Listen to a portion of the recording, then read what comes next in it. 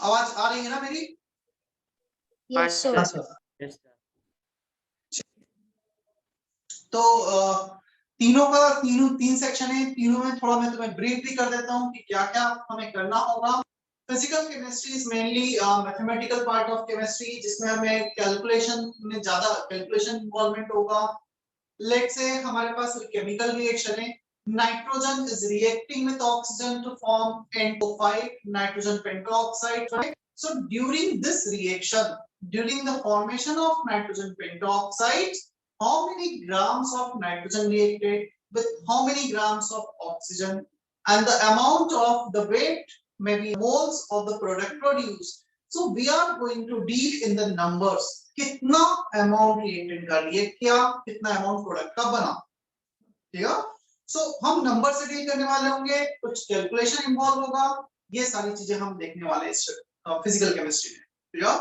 और यदि मैं तुम्हें कुछ चैप्टर्स बताऊं, एटॉमिक स्ट्रक्चर, एटम, मोल, मॉलिक्यूल्स, उनके calculation, mole concept, different models of atoms जो हमें डिस्क्राइब करना है, एटम में इलेक्ट्रॉन्स, प्रोटॉन, न्यूट्रॉन्स कहां पे कैसे प्लेस किए गए हैं, उसके बाद उनका शेप, साइज, इसके बाद एनर्जी इन्वॉल्वमेंट, एनर्जी इन्वॉल्वमेंट के बाद रिएक्शन यदि दोनों डायरेक्शन में प्रोसीड हो सकती है, कितना फॉरवर्ड डायरेक्शन किस रेट से जाएगी, बैकवर्ड डायरेक्शन में किस रेट से जाएगी, तो जो भी मैथमेटिकल पार्ट है केमिस्ट्री का वो आएगा physical chemistry. Then the second part is inorganic chemistry.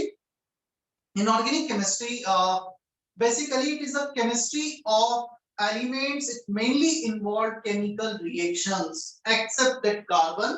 हम इनऑर्गेनिक केमिस्ट्री में पूरे जितने भी एलिमेंट्स हैं सबके केमिकल रिएक्शंस मेनली उनसे डील कर रहे होते हैं, उनकी केमिकल प्रॉपर्टीज, उनके फिजिकल बिहेवियर उनसे डील कर रहे होते हैं।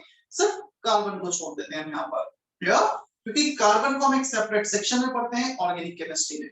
Organic chemistry is the chemistry of carbon. कोई बता सकता है क्यों सिर्फ एक एलिमेंट के लिए, कार्बन के लिए हमने एक सेपरेट केमिस्ट्री बना दिया है, एक सेपरेट सेक्शन बना दिया है केमिस्ट्री का? क्या रीजन है इसका?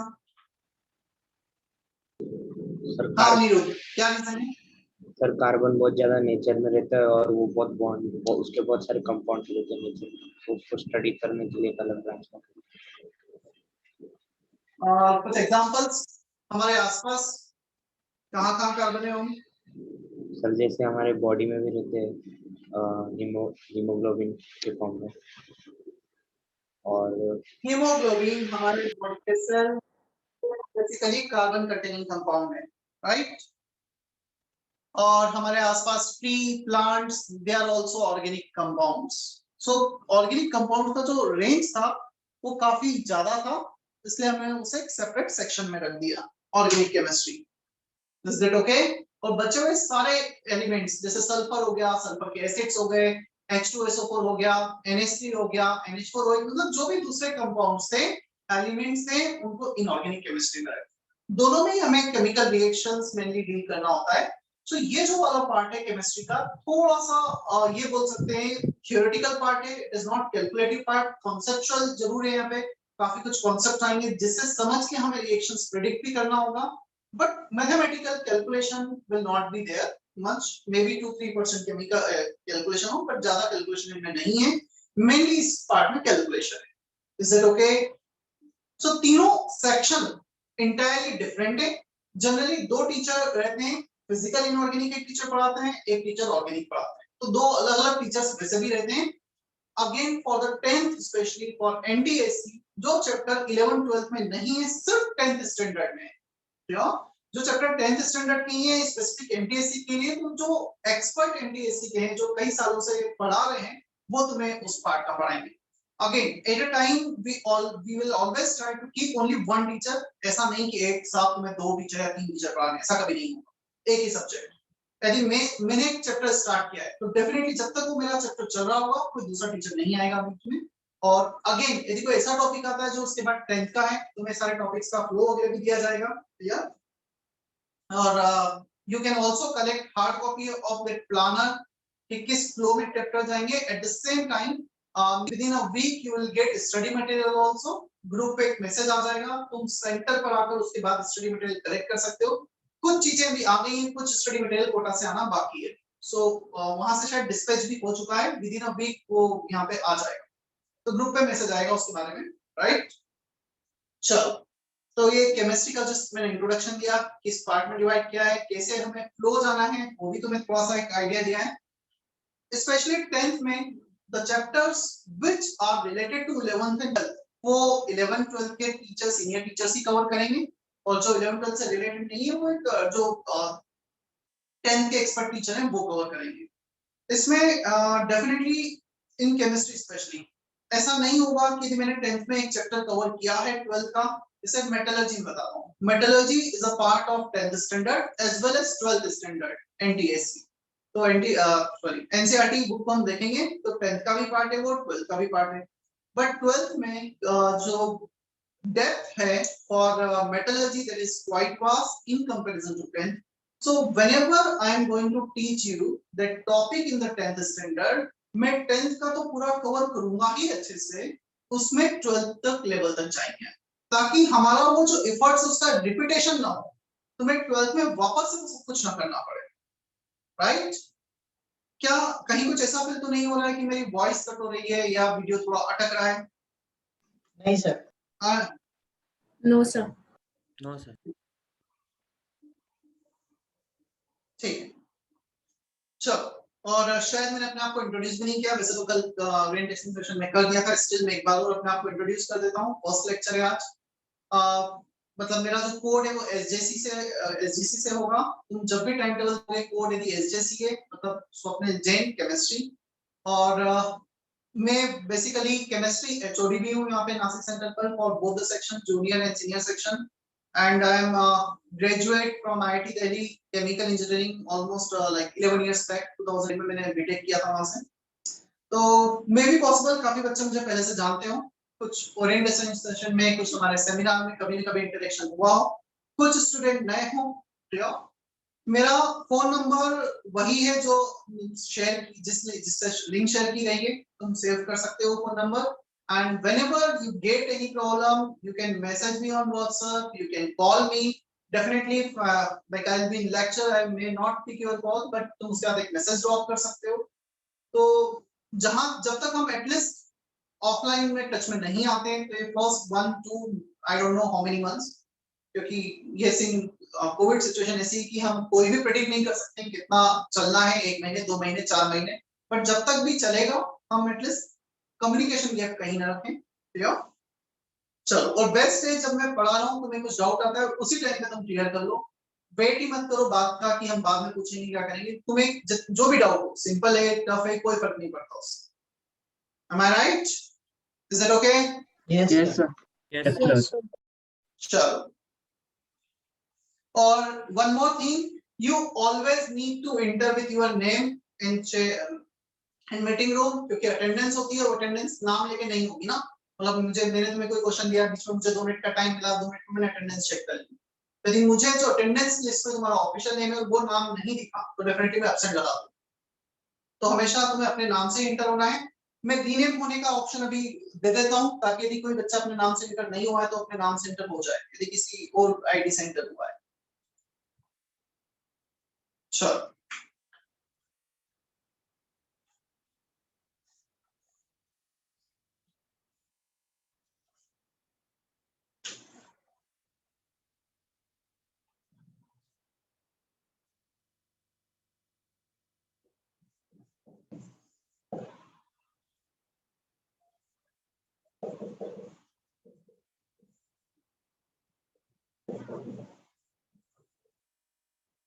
इंट्रोडक्शन टू केमिस्ट्री, ये एज सच एनसीईआरटी में ना 10th में ना 11th चैप्टर, ये स्पेशली रेजोनेंस में डिजाइन किया गया है चैप्टर, और एक थोड़ा सा ब्रिज का काम करता है। हम जब 9 से 10th में या 10 से 11th में जाते हैं तो एक जो भी फर्स्ट 2 3 4 चैप्टर्स हैं उनका बेसिक पार्ट, उनका इंट्रोडक्टरी पार्ट इस चैप्टर में रखा गया है, और इसका कुछ ऐसा हैंडआउट भी तुम्हें फ्यूचर में मिलेगा, फ्यूचर मतलब विद इन अ वीक मिल जाएगा। क्लियर? और इस हैंडआउट में मतलब कुछ थ्योरी पार्ट है जो मैं क्लास में पूरा कवर करूंगा, वो तुम्हारे लिए बहुत ज्यादा ऐसे यूजफुल नहीं है। किसी भी बुकलेट का थ्योरी पार्ट तुम्हारे लिए बहुत ज्यादा यूजफुल नहीं है। थ्योरी हमें क्लास में ही पढ़ना है, लेक्चर नोट्स बनाना है प्रॉपर्ली, बट हाँ, जो क्वेश्चंस पीछे दे रखे हैं वो थोड़े ज्यादा मैटर करते हैं। हर लेक्चर के बाद कुछ होमवर्क दिया जाएगा और वो होमवर्क तुम्हें करना कंपलसरी है। Again you need to make separate notebook for lecture notes as well as for homework. ठीक है, जैसे हमने एक हमारा नोटबुक लिया हमने, ठीक है, इस नोटबुक ये लेक्चर नोट्स हैं। मैंने आज फर्स्ट चैप्टर पढ़ाना तुम्हें स्टार्ट किया। यहां से हमने फर्स्ट पेज से इंट्रोडक्शन टू केमिस्ट्री यहाँ पे लिखा। इंट्रोडक्शन केमिस्ट्री का जो भी थ्योरी कंटेंट में दे रहा हूँ वो यहाँ पे लिखते चले गए। Theory as well as if I am giving any example, मैंने तुम्हें क्लास में कोई एग्जांपल दिया, कोई क्वेश्चन दिया प्रैक्टिस के लिए, वो भी तुम्हें यही लिखना है, रफ में नहीं करना है। यदि मैंने अपने एंड से कोई एग्जांपल या क्वेश्चन दिया है, यहाँ पे लिखो, सॉल्व करो। मे भी पॉसिबल हो गलत होगा, सही करने के लिए तो हम क्लास में प्रैक्टिस कर रहे हैं। गलत है कोई प्रॉब्लम नहीं, वहां पे कट किया और फर्दर सही लिख लिया जब मैंने बताया। सो वो कट करना कोई प्रॉब्लम नहीं। तुम्हारे नोटबुक में ये चेक नहीं किया जाएगा कि तुमने कितना नीट एंड क्लीन लिखा है। बेटर ये करता है जो लिखा है तुम्हें अच्छे से समझ में आना चाहिए। कुछ गलत भी किया है तो तुम्हें देखकर पता लगना चाहिए फ्यूचर में कि हाँ ये हमने गलत किया, और फिर फ्यूचर में ये बताएं। अब रही बात होमवर्क, कुछ 20 क्वेश्चन होमवर्क में दे दिए लेट्स, ठीक है। अब होमवर्क के लिए तुम्हें सेम नोटबुक में कंटिन्यू नहीं करना है। You need to make a separate notebook for homework, clear. और एट मैक्स तुम इतना कर सकते हो कि तुम चाहो सिर्फ में back side section A question number this, you don't need to write question पूरा क्वेश्चन को वहां पे नहीं लिखना है, वो ऑलरेडी तुम्हारे पास बुकलेट, तुम्हें जस्ट सॉल्यूशन लिखना है, क्लियर। मतलब यदि तुम्हें बोला जाए होमवर्क चेक कराओ तो तुम्हारे सामने नोटबुक, एक सेपरेट नोटबुक या सेम नोटबुक में बैक साइड से क्वेश्चन नंबर के अगेंस्ट उसका सॉल्यूशन होना चाहिए, क्लियर। और टाइमली तुम्हें ये भी बोला जाएगा कि तुम्हें उसके पिक्चर सेंड करने क्रॉस चेकिंग के लिए, क्लियर। और जिसने नहीं भेजेगा डेफिनेटली वो ये कंसीडर किया जाएगा कि उसने नहीं किया है। तो इस chemistry, physics, maths, social science जितने भी तुम्हारे सब्जेक्ट्स हैं सबका सेपरेट नोटबुक होना चाहिए first of all. Second, homework notebook will be different from that, या तो एक सेपरेट बनाओ या फिर सेम नोटबुक में बैक साइड से करो। Am I clear to everyone? Yes, sir. Yes, sir. Yes, sir. Yes. Om, do you want to ask something? Sir DPP उसमें इंक्लूड करना है। हाँ, डीपीपी वगैरह भी तुम होमवर्क में डीपी मिलेगा। होमवर्क नोटबुक में डीपीपी 1 उसका सॉल्यूशन, मतलब होमवर्क नोटबुक जस्ट इसलिए मेंटेन रखना है ताकि तुम्हें जब क्लास में डिस्कशन हो रहा है तुम्हें भी एग्जैक्ट पता रहे तुम्हारा कौन सा क्वेश्चन तुमने सही किया है, कौन सा गलत किया है। जो सही भी किया है, क्या टीचर ने कुछ अलग तरीके से उसे एक्सप्लेन किया, तो यार यदि अलग तरीके से किया है तो हमने टीचर ने क्या थोड़ा सा अच्छा वे शॉर्टकट या ये बोले प्रॉपर मेथड बताई है उसकी कुछ, तुम्हें इसलिए वो नोटबुक मेंटेन करने को कहा गया है। फर्स्ट और सेकंड इसलिए हमें भी क्रॉस चेक कभी भी हम कर सकते हैं कि बच्चे ने होमवर्क किया है नहीं किया, मॉनिटरिंग पर्पस से। इसलिए तुम्हें प्रॉपर डीपीपी हो या बुकलेट के क्वेश्चंस हो, होमवर्क एक ही नोटबुक में वो बनाना है। हाँ, फिजिक्स का होमवर्क नोटबुक अलग, केमिस्ट्री का अलग, मैथ्स का अलग, सब सब्जेक्ट का अलग अलग, right? Yes, sir. Okay. So introduction to chemistry IPC. This is the first chapter that we are going to start. इसमें may be possible बहुत सारा कंटेंट ऐसा हो जो तुमने पहले भी पढ़ा हो, बट हाँ इसको मैं स्टार्ट एकदम फंडामेंटल, एकदम बेसिक लेवल से करूंगा और इसके जो भी डेप्थ तक हम वहां तक जाएंगे, काफी कुछ क्वेश्चंस प्रैक्टिस करेंगे हम इसमें।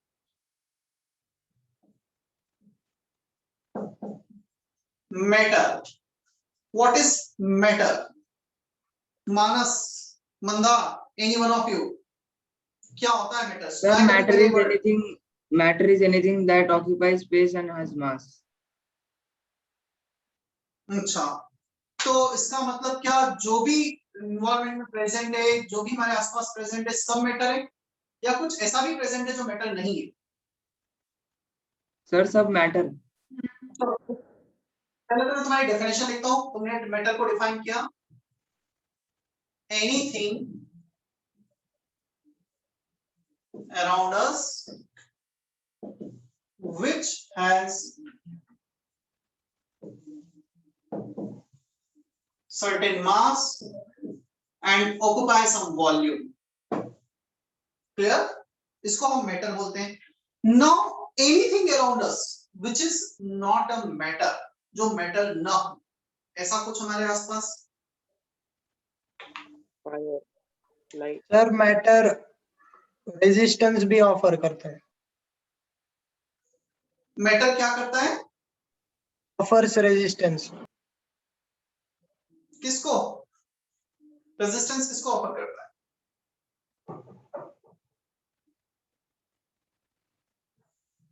Sir surrounding. चलो ठीक है, मेरा अभी एक क्वेश्चन ये है, Manoli, Mugdha, Mandar, any one of you, क्या हमारे आसपास कुछ ऐसा है जो मैटर में काउंट नहीं होगा, जो नॉन मैटर होगा? No, sir. पक्का? sir. सोच लो तो सही कुछ ऐसा।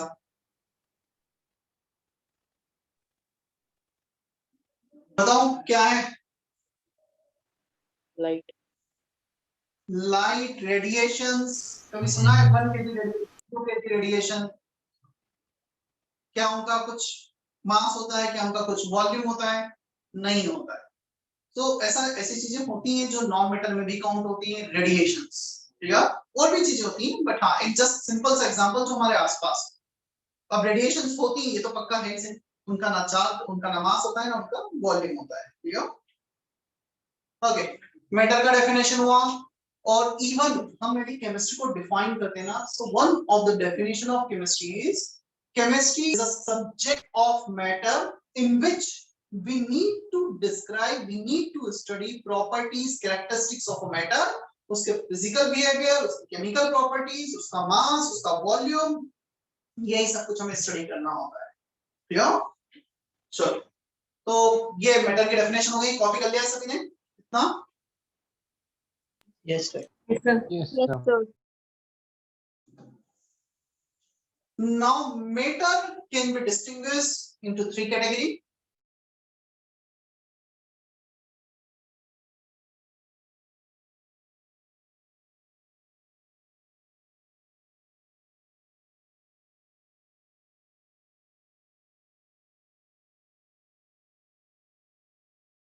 Properly? Yes, sir. yes, sir. Video अटक तो नहीं रहा है? नहीं सर। नहीं सर अटका था पर अभी 12 सर अटके थे पर अब ठीक है। ठीक है, वो मुझे भी फील हुआ था, इसलिए मैंने पूछा, क्योंकि सेकंड स्ट्रीम पे मुझे लगा कि अटका है शायद। ठीक, चलो। So matter can be distinguished into 3 categories: solid, liquid, and gas.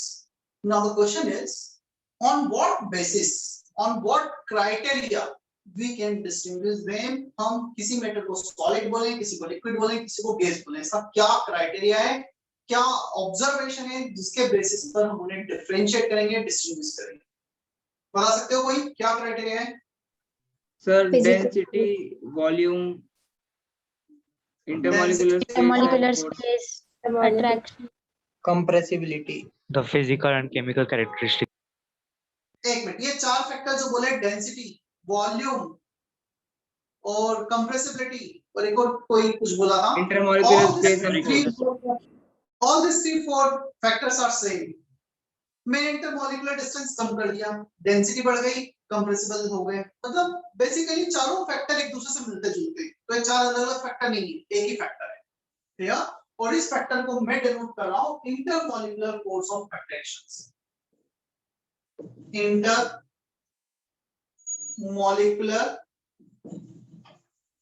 force of attraction. If intermolecular force of attraction is more, if intermolecular force of attraction is more, yeah, then molecules will come close to each other and the density will be more, volume will be less. ऐसा सब कुछ मतलब सारी properties से relate कर सकते हैं। Intermolecular force of attraction is minimum for the gas. सबसे कम गैस के लिए हो गए minimum, it is maximum for the solid and moderate for the liquid. सबसे ज्यादा force of attraction solid में, सबसे कम force of attraction gas में। Is it okay? Yes, sir. yes sir. Yes, sir.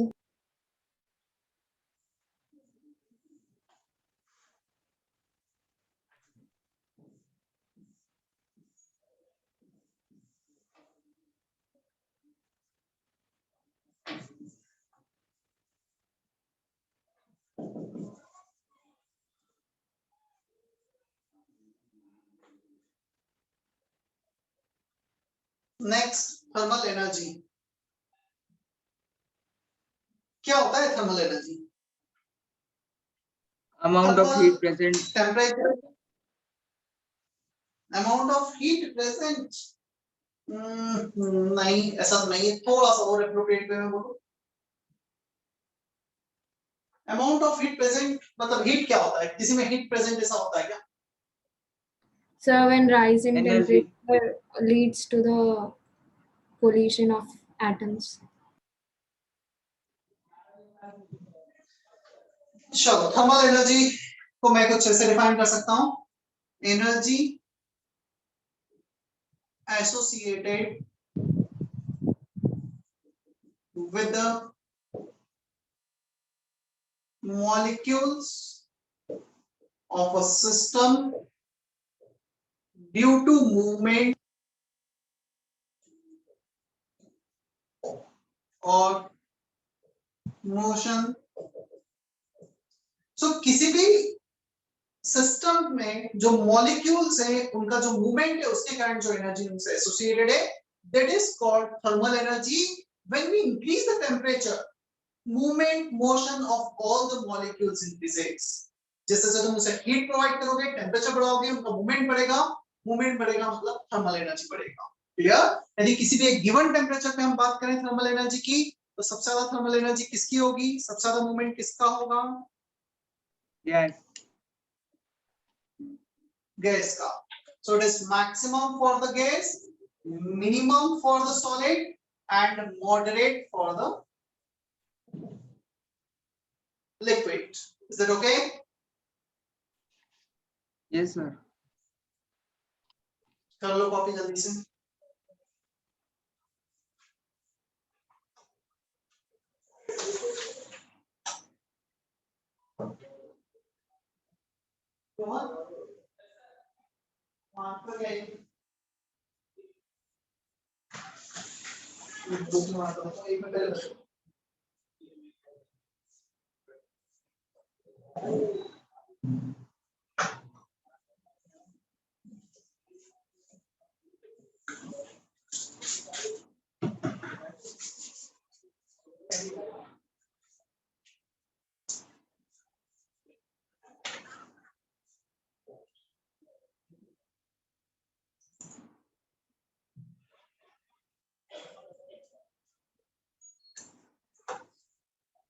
Urvi, Yash, Siddhi, copy क्या है? समझ में आया इतना? Yes, sir. Yes, sir.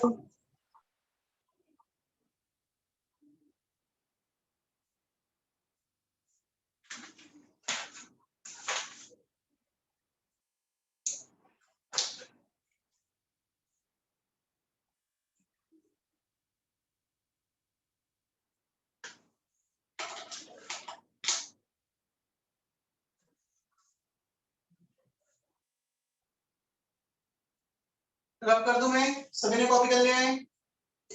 Yes, sir. Yes, sir.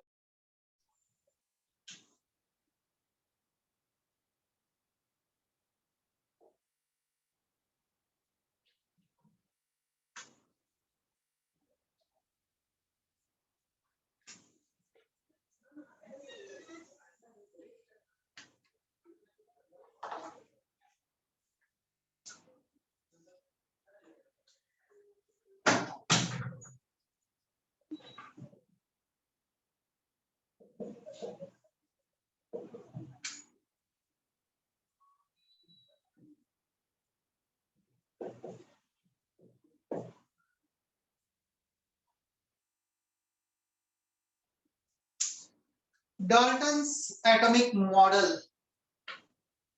Atom के बारे में फर्स्ट टाइम सजेस्ट किया सर डाल्टन ने in almost like 210 years back in 1808। उसके पहले हमें एटम के बारे में भी नहीं पता था कि एटम जैसा भी कुछ होता है। Definitely, all postulates, all the points described by the Sir Dalton about any given atom is not 100% correct right now. उसके बहुत सारे drawbacks भी हमारे पास है। Still, we are studying this theory क्योंकि इस theory से first time हमें ये तो पता लगा था जो atom भी कुछ होता है। Before that, even we did not know about the atom की एटम जैसी भी कोई चीज होती है, क्लियर। एटम इतना छोटा होता है कि हम उसे डेफिनेटली अपने आई से या किसी माइक्रोस्कोप के हेल्प से नहीं देख सकते। We can observe their property but we can not see them directly, हम एटम को नहीं देख सकते। सो जब नहीं देख सकते हमें कुछ एक्सपेरिमेंट परफॉर्म करना होता है और उसकी प्रॉपर्टी को एक्सट्रैक्ट करना होता है। अब कैसे हम एक्सट्रैक्ट करते हैं प्रॉपर्टी, ये भी मैं तुम्हें थोड़ा सा एग्जांपल लेता हूं। मान लो मेरे सामने वॉल है, क्लियर, मुझे नहीं पता कि बॉल है, मुझे नहीं दिख रही है, I can not major distance, just for example. अब मैं क्या करता हूं, कुछ एक्सपेरिमेंट परफॉर्म करता हूं। मैंने एक बॉल ली, टेनिस बॉल ली, टेनिस बॉल को कुछ स्पीड से, let's and point tennis ball at 10 metre per second, मैंने उस बॉल की तरफ उसे थ्रो कर दिया। The tennis ball get back to me after 2 second, वो 2 सेकंड के बाद मेरे पास वापस आती है। Assume the speed, the velocity of tennis ball remains same throughout the journey. मैंने उसको 10 मीटर पर सेकंड से थ्रो किया, तुम बता सकते हो कि 2 सेकंड के बाद वो मेरे पास आ रही है वापस से, कितने डिस्टेंस में वो बॉल रही होगी? 10 meters. 10 minutes. 10 metres, 10 metre per second उसे ट्रेवल वहां करना होगा और 10 मीटर पर सेकंड वापस उसने बैक डायरेक्शन में ट्रेवल किया होगा। So it took 2 seconds. So in 2 seconds the ball has traveled 20 meters. 10 metre जाने के और 10 मीटर वापस आने के, क्लियर। सो एक एक्सपेरिमेंट परफॉर्म किया, बॉल को थ्रो किया और ये पता किया कि कितने डिस्टेंस पे बॉल है। सेकंड एक्सपेरिमेंट मैं और परफॉर्म करता हूं।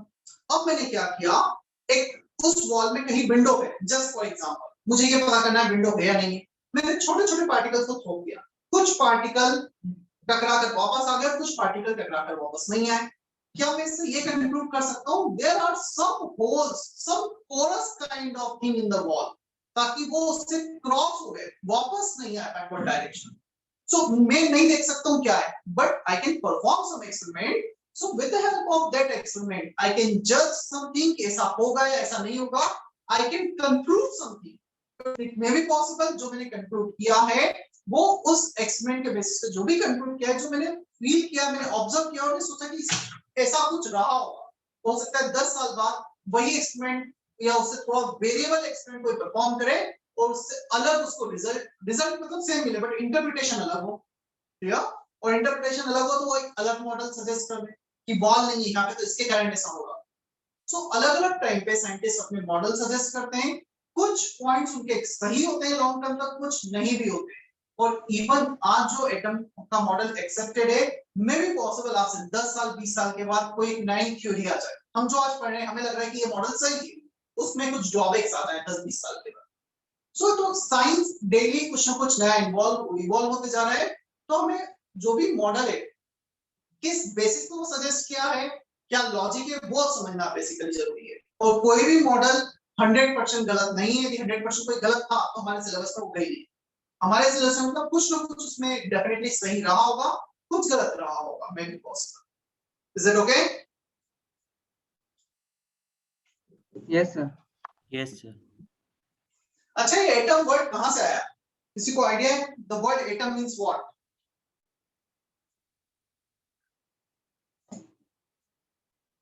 Indivisible. Smallest indivisible particle. The word atom, it is a Greek letter atom which cannot be cut, जिसे कट नहीं किया जा सकता है, जो सबसे छोटा पार्टिकल होता है उसे एटम कहते हैं। डेफिनेटली ये ट्रू नहीं है आज, बट जब सजेस्ट किया गया था तब ऐसा एज्यूम किया गया था कि ऐसा होता है। The word atom, which is a Greek letter, means which cannot be cut. Is that okay? Yes, sir.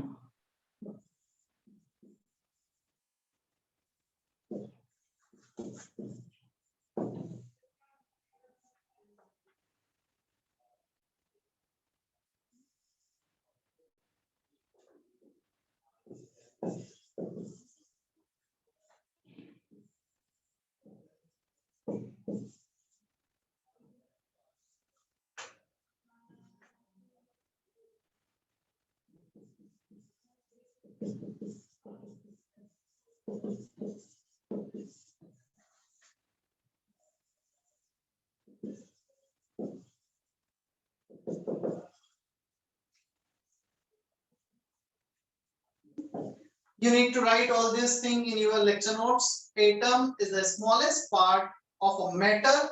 चाहो तो यहाँ पे इतना और ऐड कर लो.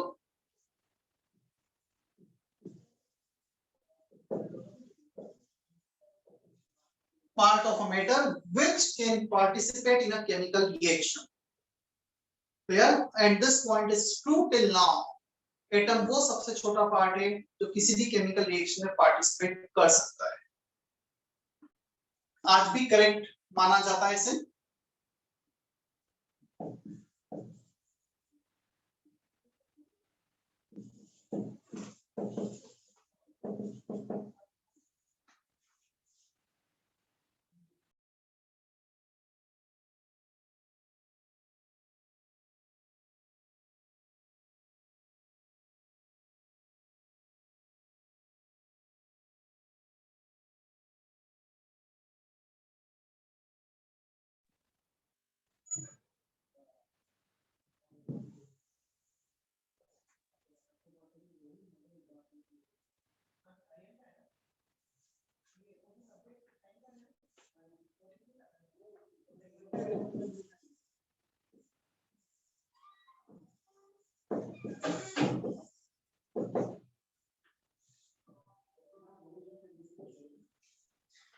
Second, atom is indivisible. Divisible मतलब जो डिवाइड हो सकता है, जो फर्दर ब्रेक हो सकता है. Indivisible means जो ब्रेक नहीं हो सकता, जो डिवाइड नहीं हो सकता, cannot be cut. Atom is indivisible which cannot be cut. Clear? सबसे छोटा है, दिस पार्ट है किसी भी मेटल का जिसे कट ही नहीं किया जा सकता है. So this point is not correct till now. पहला वाला सही है पर दूसरा वाला अभी तक सही नहीं है. Right?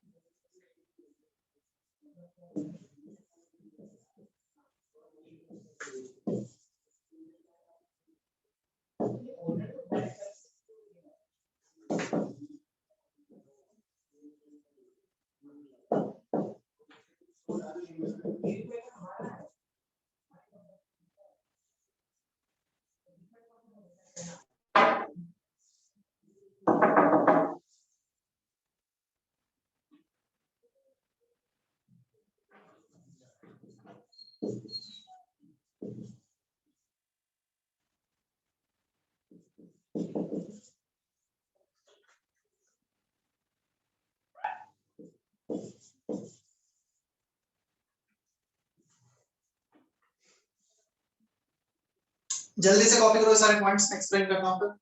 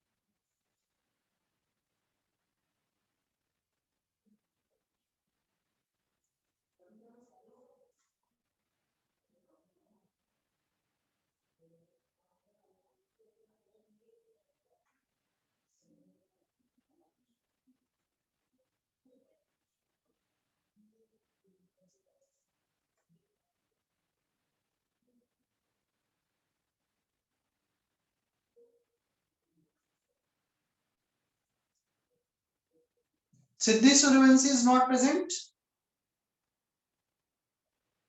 Siddhi Suryavanshi, ठीक है, सिद्धि सूर्यवंशी को छोड़ के सारे प्रेजेंट है ना।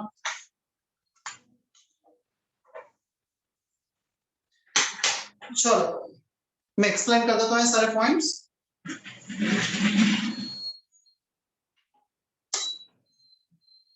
Atom is the smallest part of a matter which can participate in a chemical reaction. ये आज तक true है। Atom is indivisible, cannot be cut. This is not true. देखेंगे क्यों true नहीं है, इसके drawbacks में भी हम। Atom is considered spherical. ये आज भी assume किया जाता है। Atom is spherical. Atom of same elements are identical with respect to their charge, size, and mass. This is not correct till now due to existence of isotopes. मैं describe करूँगा तो इसका drawbacks लिखाऊंगा। Clear? So atoms of the same element are not identical. This is not true. This one is also not true. ये कुछ 5-6 points हमने यहाँ पे लिखे हैं, और भी इनके पॉइंट्स हो सकते हैं, बट जो हमारे लिए यूजफुल थे वो मैंने सारे लिखा दिए। क्या किसी को कुछ डाउट है इनमें?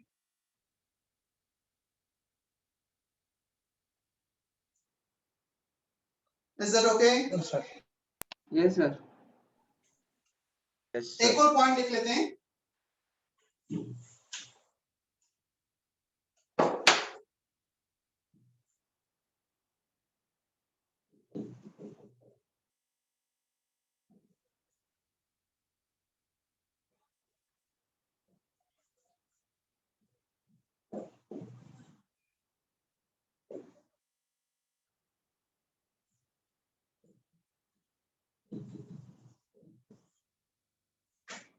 In a given compound, number of atoms of various elements are constant.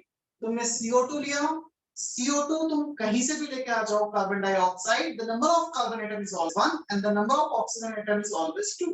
ये कभी चेंज नहीं, right? Yes, sir.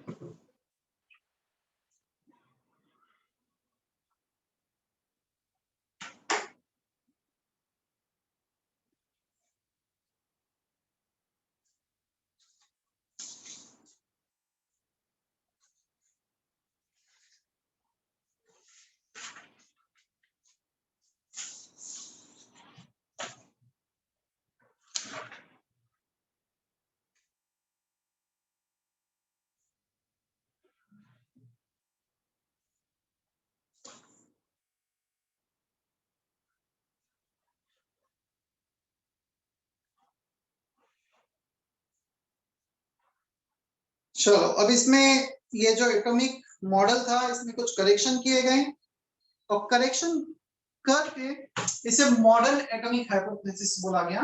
तो इसमें कुछ ड्रॉबैक्स है वो हम देख लेते हैं पहले, और करेक्शन के साथ देख लेते हैं। मैं स्क्रीन पे शेयर कर रहा हूं, just give me a minute.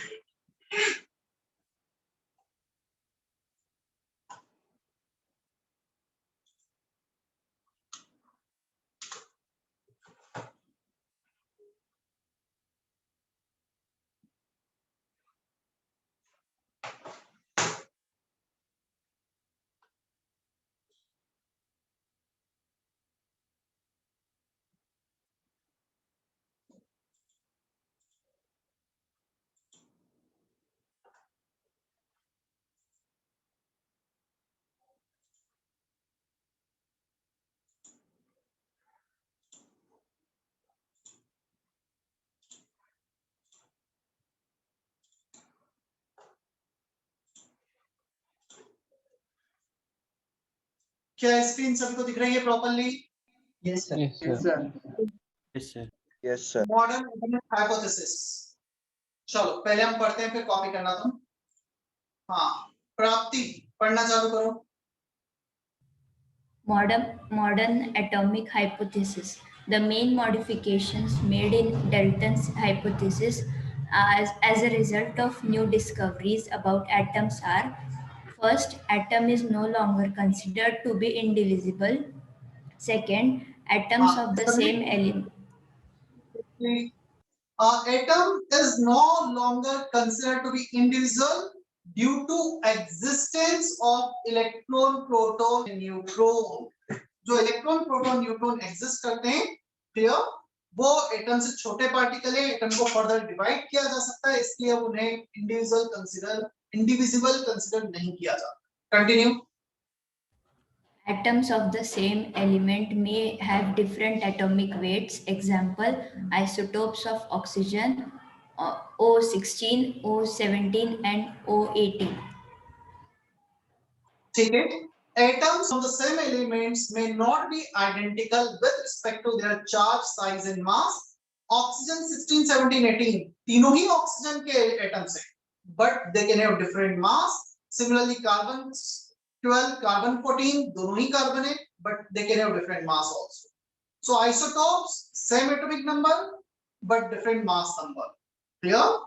तो ये भी उसका ड्रॉबैक था जो चेंज किया है। Next point Pranav Pawar, third and fourth पढ़ो। Yes, sir. Atoms of different element may have same atomic weight. Example, isobar, calcium 40 and argon 40. Atom atoms is more. of different elements, they do not necessarily have different mass. One of the postulate of Dalton's model, atoms from different element can atoms of different element will have different charge, size and mass. But ये तो क्या और organ दो different element के atoms हैं, अलग अलग atoms हैं, still उनका mass same हो सकता है, और ऐसे केस में उन्हें कहा जाता है आइसोबार। दो different element के atom, same mass number but different atomic number. Right? Continue. Atom is no longer indestructible. In many nuclear reactions, a certain mass of nucleus is converted into energy along with alpha, beta, and gamma rays. Continue. Fifth. Atoms may not be always combined in simple whole number ratios. For example, sucrose C12H22O11. The elements carbon, hydrogen, and oxygen are present in ratio 12, ratio 22, ratio 11, and the ratio is not simple whole number ratio. ठीक है, fifth point वैसे एक law है, मूल concept में आएगा, वहां पे अच्छे से बताऊंगा मैं तुम्हें। You can copy first 4 point, तुम्हें हेडिंग लिखना मॉडर्न एटॉमिक हाइपोथेसिस, अगेन तुम्हें सिर्फ उसके बाद first point directly, you don't need to write the main modification made in Dalton's, वो भी मत लिखो, डायरेक्ट 4 पॉइंट्स लिखो, 1 2 3 4। आई am giving you 2 minutes 3 minutes, copy करो जल्दी से।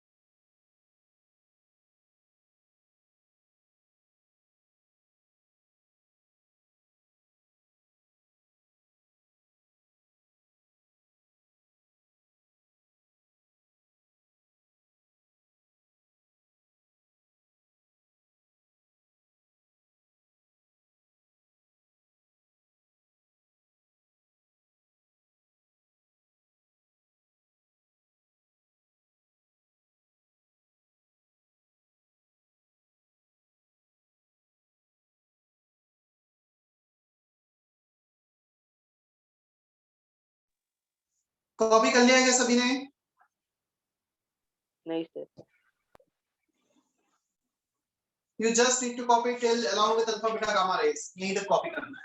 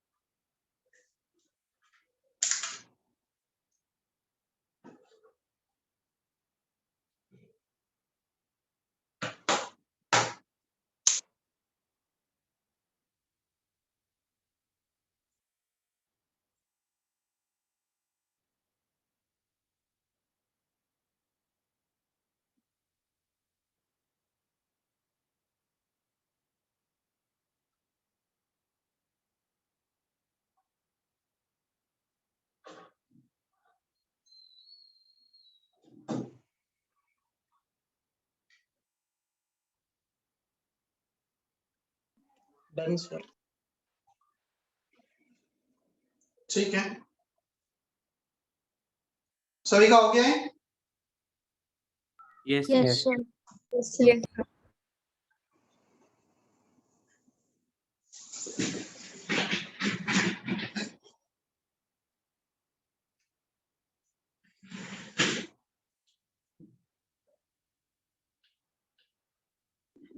Sir, Yes. sir, I have one doubt. Yes, I am listening. Sir the definition sir mass का definition होता है कि amount of matter in it, और इलेक्ट्रॉन प्रोटॉन न्यूट्रॉन उनके भी मास होते हैं, तो उसमें मैटर होना चाहिए, तो फिर उसको ब्रेक कर सकते क्या, जैसे एटम को ब्रेक करते? मुझे तो अच्छे से नहीं समझ में आया, पहले मैं बोल देता हूँ फिर वापस से क्वेश्चन पूछना. मास का डेफिनेशन है कि पूछो पहले कि क्या डाउट था फिर बताओ. सर मास का डेफिनेशन मतलब amount of matter present in a body, और इलेक्ट्रॉन प्रोटॉन न्यूट्रॉन के भी मास होते हैं खुद से, तो फिर उसमें भी मैटर होगा, तो फिर उसको ब्रेक कर सकते हैं जैसे हम एटम को, मतलब उसको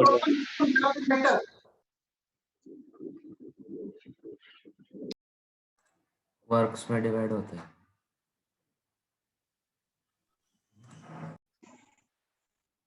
Is it okay?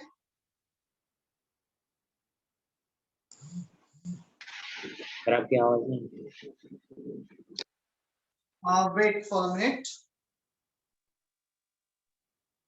Am I audible now?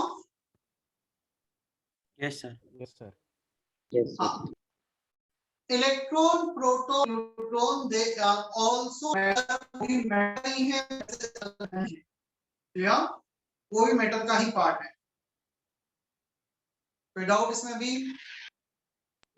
No, sir. मतलब atom is the smallest part of a matter. ये जो स्टेटमेंट है that is not 100% correct. We can have a smaller part of matter in that atom also, like electron, proton and neutron. वो atom से छोटे और वो भी matter ही है.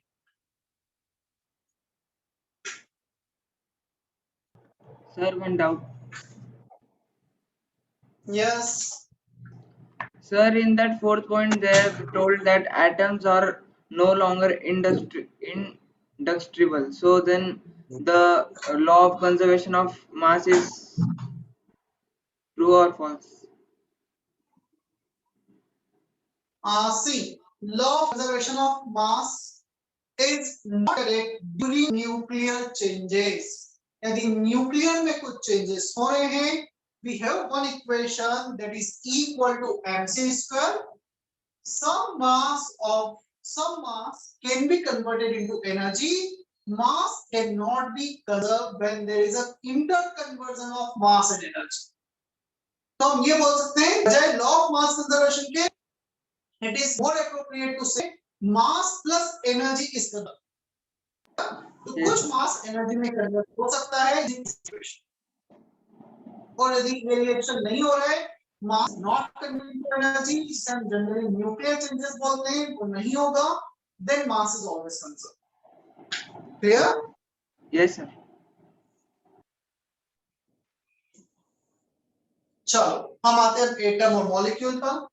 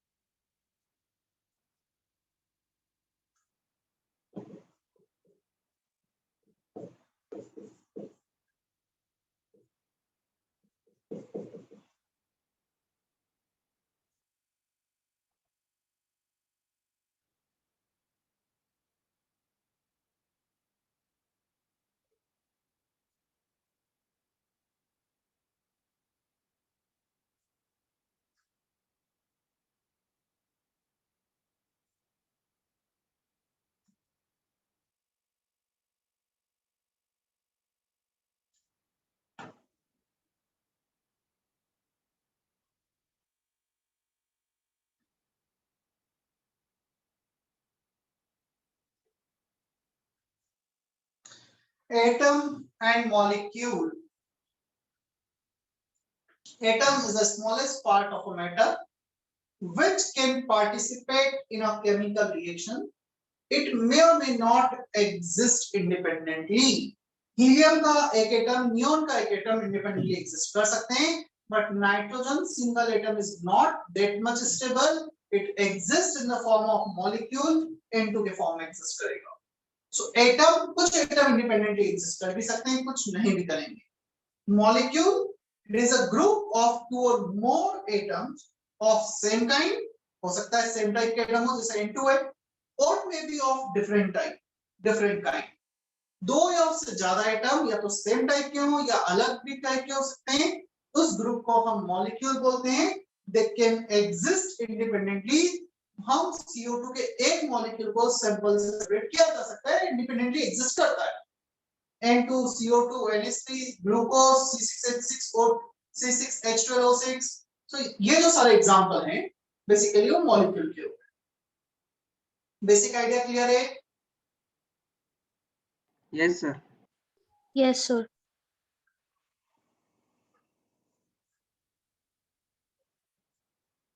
कॉपी भी कर लिया क्या सभी ने? Yes. Yes, sir. Yes, sir.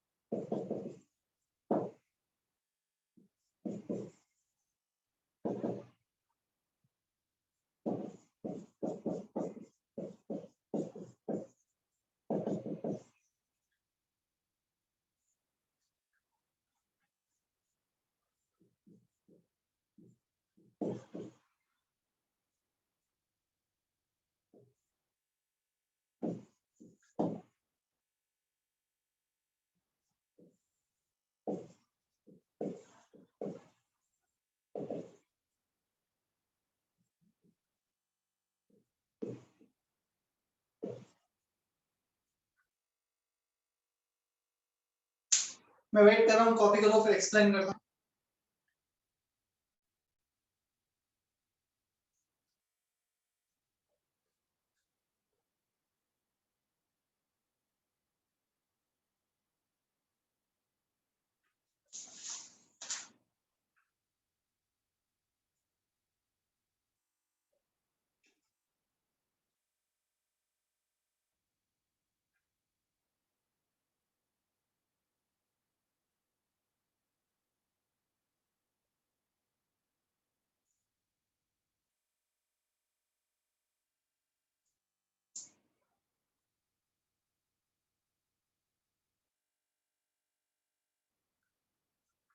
Both atom and molecules are very small entity. If we are saying one atom of nitrogen, one molecule of nitrogen, वो इतने छोटे हैं कि हम उन्हें प्रैक्टिकली सैंपल से अलग नहीं कर सकते। They can exist independently and do, but cannot be separated from the sample.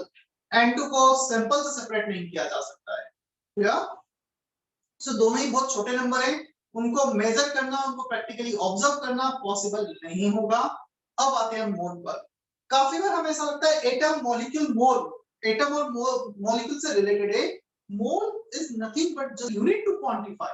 जैसे हम 1 डजन बोलते हैं, 1 dozen atom 12 atoms, 1 dozen banana 12 bananas, 1 dozen molecule 12 molecules. Similarly, mole is a unit to quantify something.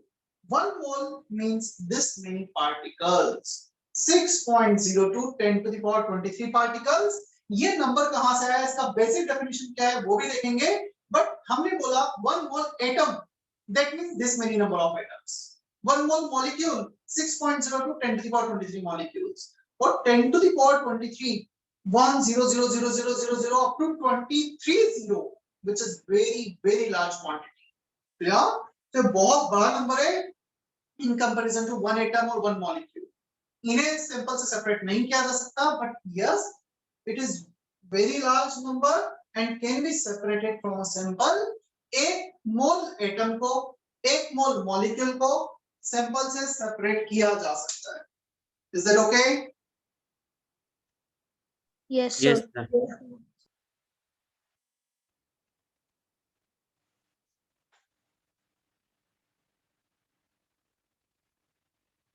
Copy किया है सभी ने यहाँ पर. One mole can be defined for anything. One mole atom, one mole molecule, one mole marker, one mole electron, one mole proton, one mole of anything, one mole student. That means this many students. तो जैसे 1 dozen होता है, वैसे 1 mole होता है. Yeah? Yes, sir.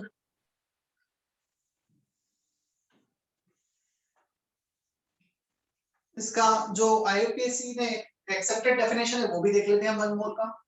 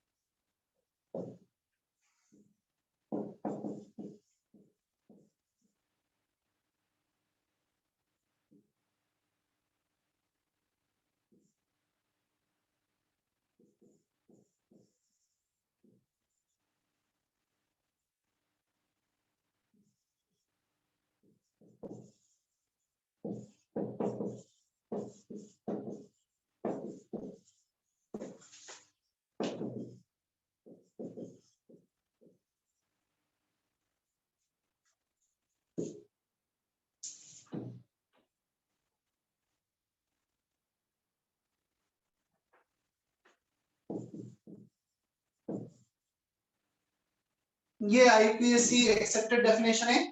1 mole is a number of carbon atoms present in 12 gram of carbon 12 sample. हमने carbon का 12 isotope लिया, इसे 12 ग्राम्स लिए. In this 12 grams, how many carbon atoms are there? वो exactly 6.02 10 to the power 23 atoms आएंगे. Number of protons in 1 gram of proton sample. 1 gram proton sample में कितने protons हैं? There is 1.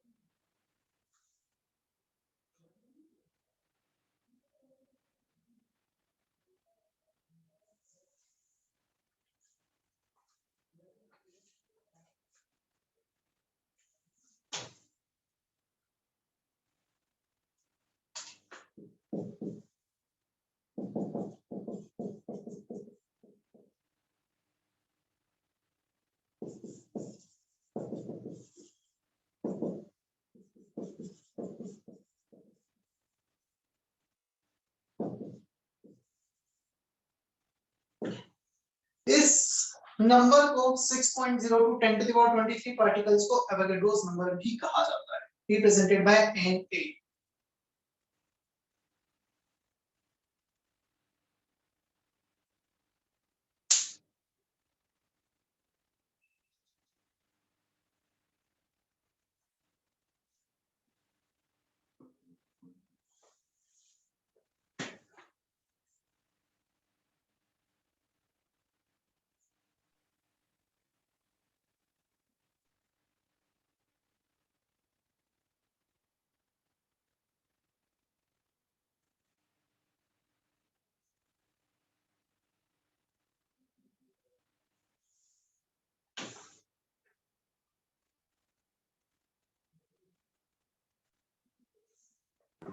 Sir yes, sir हमें calculations में 6.022 लेना है कि सिर्फ 6.02 से भी हो जाएगा? 6.02 भी लोगे तो हो जाएगा। Again depends on the question, question में जिसकी वैल्यू दे रखी तो जो दे रखी वो ले लेना। काफी बार तो तुम 6 भी लोगे तब भी आंसर आ जाता है। क्लियर? ओके सर, चलेगा।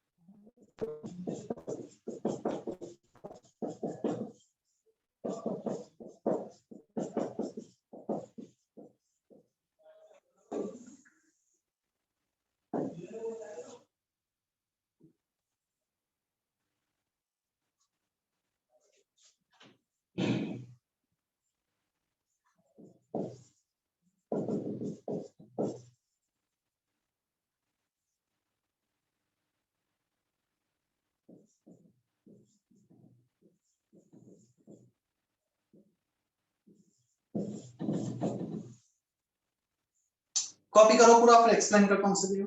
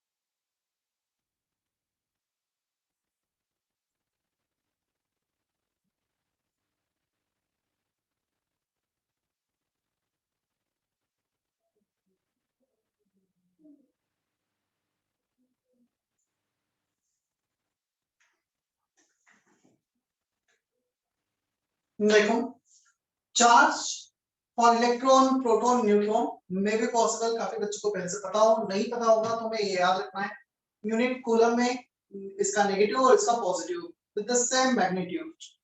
Neutron is neutral, zero charge, mass 9.1 10 to the power minus 31 kg, ग्राम से -28, 1.67 10 to the power minus 27 kg, -21 ग्राम से ऑलमोस्ट सेम मास 1.67 मैच कर रहा है, यहाँ पे 3, यहाँ पे 5, डेसिमल के बाद 2 डिजिट के बाद चेंजेस हो रहे हैं, ऑलमोस्ट सेम।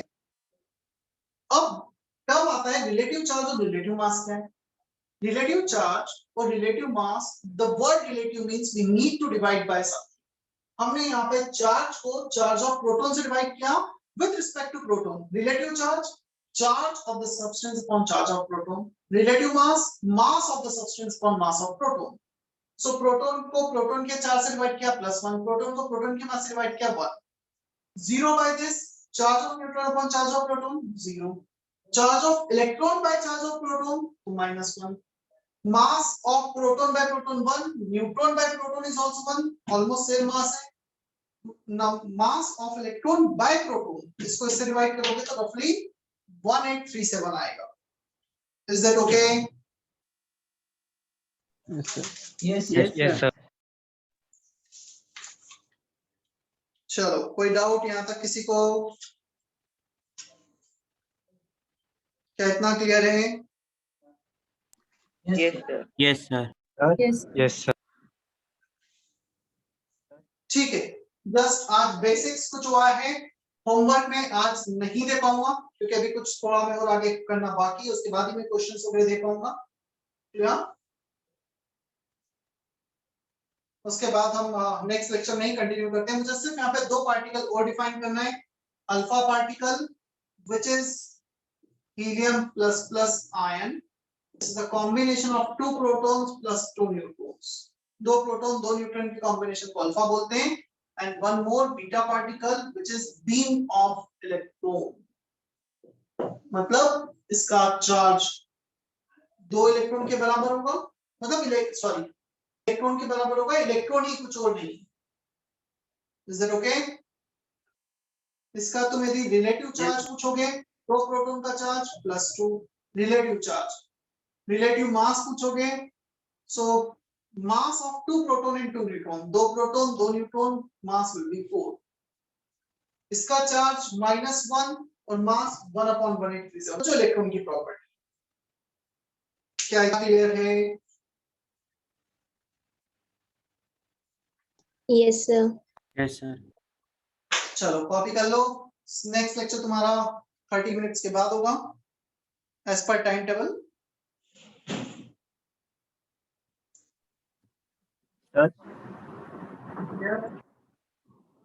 सर आपने जब डेल्टन की एटॉमिक मॉडल बता रहे थे तो उसमें एक डेफिनेशन में चार्ज मास आपने बताया था, तो सर चार्ज मास क्या रहता है? चार्ज मास मतलब मैं एक बात कर रहा हूं, उसमें ऐसा कुछ बोला था डाल्टन एटॉमिक मॉडल में, the atoms of the same element are identical with respect to their charge, size and mass. चलो मैं ले लेता हूं नियॉन को। नियॉन में 10 प्रोटॉन का चार्ज है और 10 इलेक्ट्रॉन का चार्ज है। इसका मास है 20 यूनिट, 10 प्रोटॉन्स प्लस 10 न्यूट्रॉन्स। तो चार्ज, साइज एंड मास, तो चार्ज मतलब जो प्रोटॉन इलेक्ट्रॉन से उसमें, मास मतलब जो प्रोटॉन्स और न्यूट्रॉन्स का मास हो। मैं उस पर भी आऊंगा, वैसे किसी भी एटम में कितना चार्ज होता है, कितना मास होता है, एटॉमिक टर्म्स जो नेक्स्ट लेक्चर में होगा हमारा, राइट? तब थोड़ा सा अच्छे से समझ में आएगा। Okay sir. Clear? Sir yes sir. Yes sir, आप बीटा पार्टिकल के रिलेटिव चार्ज और रिलेटिव मास एक बार रिपीट करोगे? Beta particle is nothing but just electron, जो भी इलेक्ट्रॉन की प्रॉपर्टी है वही बीटा पार्टिकल की। रिलेटिव चार्ज -1, रिलेटिव मास 1/1837, मतलब beta particle is nothing but just electron. Is that okay? Yes sir.